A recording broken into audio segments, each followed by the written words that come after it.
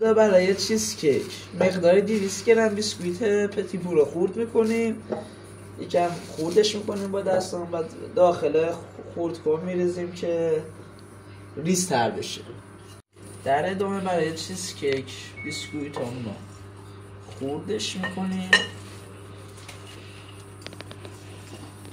باید خیلی خورد شده باشه.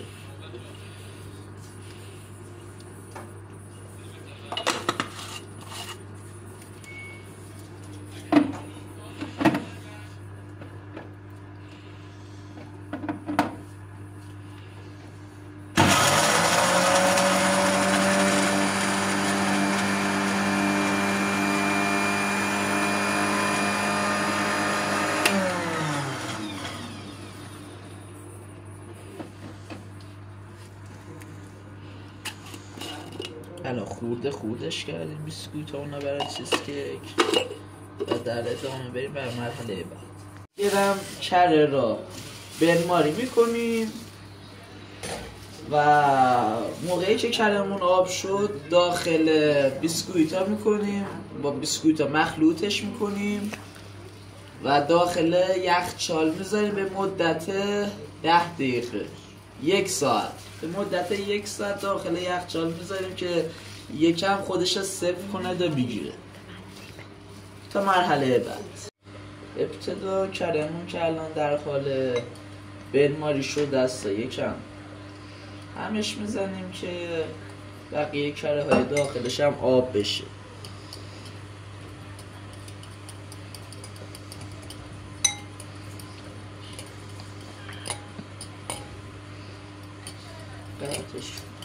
کره بنماری شدهمون آروم آروم داخل بیسکویت های خورد شدهمون میریزیم.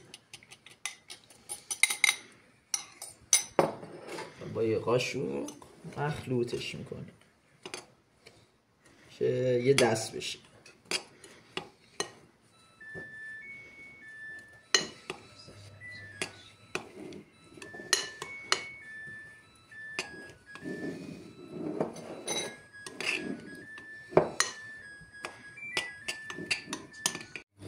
ابتدا کره بنماری شده اونو با بیسکویت های خورد شده که مخلوط کردیم داخل ظرف مخصوص میریزیم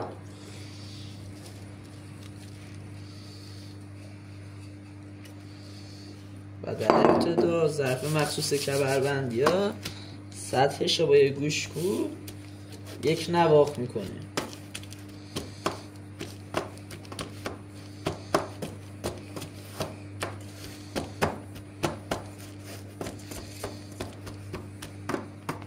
چیز که اون مواد اولیه که درست کردیم و سطحش رو صاف کردیم بره به مدت 45 دقیقه داخل یخچال که یکم خنک شده سفت بشه.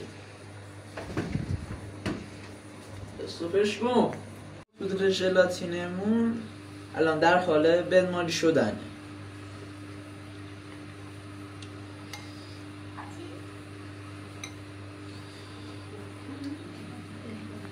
پودر ژلاتینمون رو بنماری کردیم و میذاریم به مدت چند دقیقه خنک بشه یکم خودش بگیره.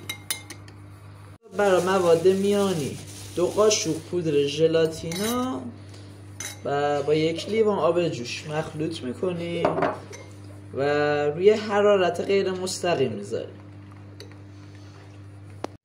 ابتدا 200 گرم پنیر خامه ای داخل ظرف می‌ریزیم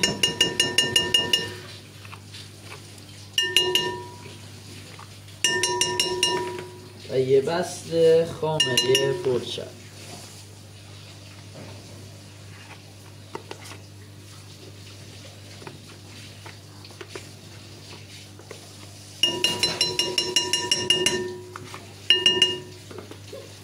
مقداری پودر قند و پودر وانیلا مخلوط شده به موادمون اضافه میکنیم.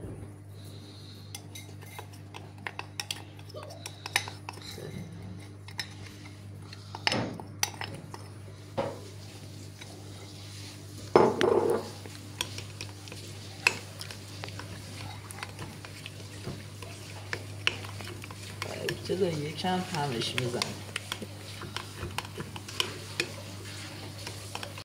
پودر ژلاتین بنماری شده اونو ابتدا داخل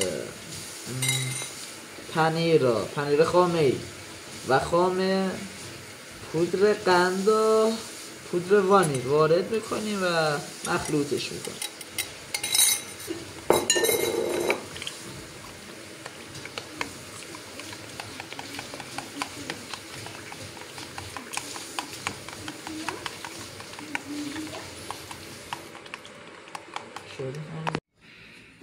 بیسکویت خورد شده و کره بنماری شده اونا که داخل یخچال سفت شده ابتدا از یخچال در میاریم. ابتدا مواد میانی رو روش میریزیم و بعد روش صاف میکنیم.